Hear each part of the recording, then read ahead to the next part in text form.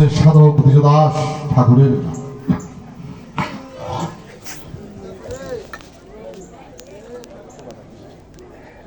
আমি তোমার অধীনে রই চিরদিন, তোমারই প্রত্যাশী, আমি কিসে দোষী। প্রত্যাশী মানে আশা, আমি তোমারই আশা করি। এই আশা করার পরেও আমি দোষী কেন? আমি এই কথার ডেফিনেশন শাহ আলমকে দেব।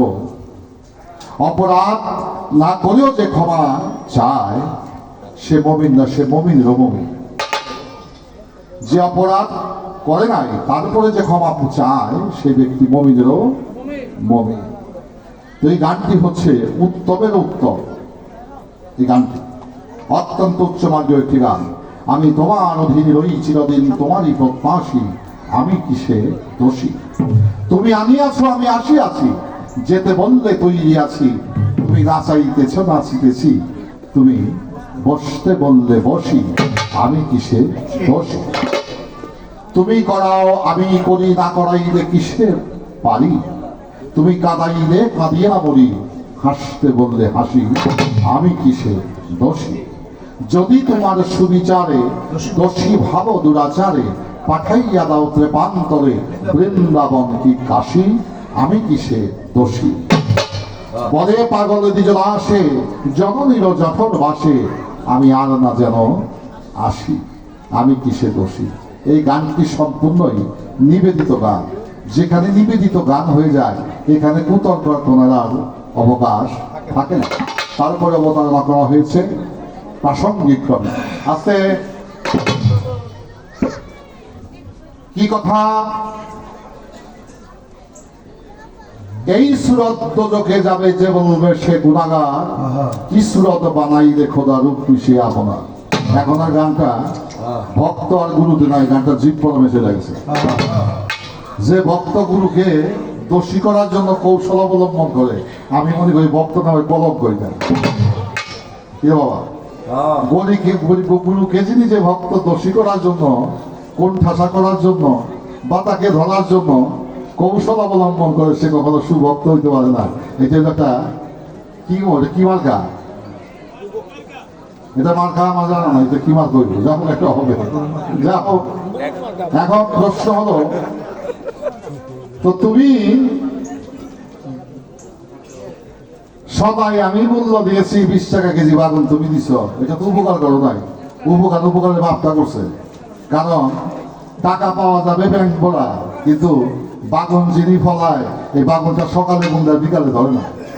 এটা বীজ বপন করতে হয়, চারা হয়, এই চারা এক জায়গা থেকে আরেক জায়গায় বপন করতে হয়।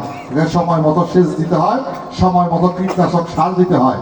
6 মাস 9 মাস পরে সেই গাছে ফুল ফুটে আর সেই ফুল থেকে ফল ধরে। সে এতদিন পরিশ্রম করার পরে এই বাগুন তোমার আইনা দিছে। এই বাগুন 20 টাকা না, 20,000 টাকা দিলেও তার শ্রমের মূল্য দেওয়া হবে না। কারণ তোমাকে সেবা দিয়েছে, সে নিজের জমিতে আবাদ করে তোমাকে সেবা দিয়েছে।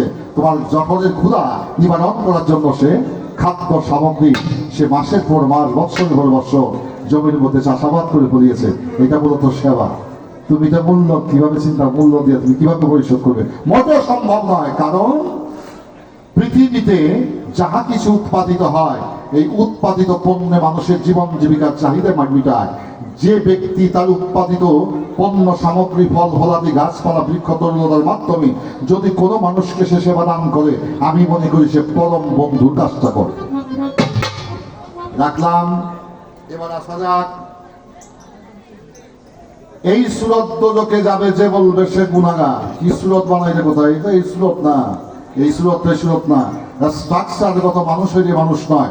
আল্লামা জালালউদ্দিন রুমি বলেছেন, আমি পৃথিবীতে কিছু মানুষ দেখেছি তাদের গায়ে কোনো পোশাক নাই।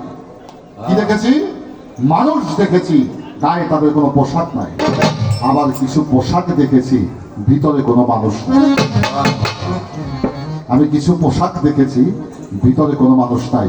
দামি পোশাক গায়ে দিয়ে কখনো দামি হওয়া যায় না যদি তার অন্তরাত্মাকে সে আলোকিত না করতে। তাই আমি বলবো, অবকাঠামোগত মানুষ হইলে সে মানুষ হয় না। যতক্ষণ পর্যন্ত তার ভিতরের মানুষকে আলোকিত না করতে পারে সে কখনো মানুষই গণ্য হতে পারে না। অবশেষ তখনই গণ্য হয় যখন তার ভিতরের মালিককে তিনি আলোকিত করতে পারেন। এই আসছে যে কথাটি আমার জীবনে আমি কোনোদিন সুফিবাদের আলোকে কোনো সেমিনার সভা সমিতিতে বক্তব্যে বা গানের আসলে বলি নাই, আজকে কথাটা বলে যায়। ইউটিউব ভাই কথাটা বন্ধ রাখবেন, মেহেরবানি করে বন্ধ রাখবেন। এই কথাটা অপব্যাখ্যা হবে, একটু দয়া করে বন্ধ করে। আপনার সারা রাত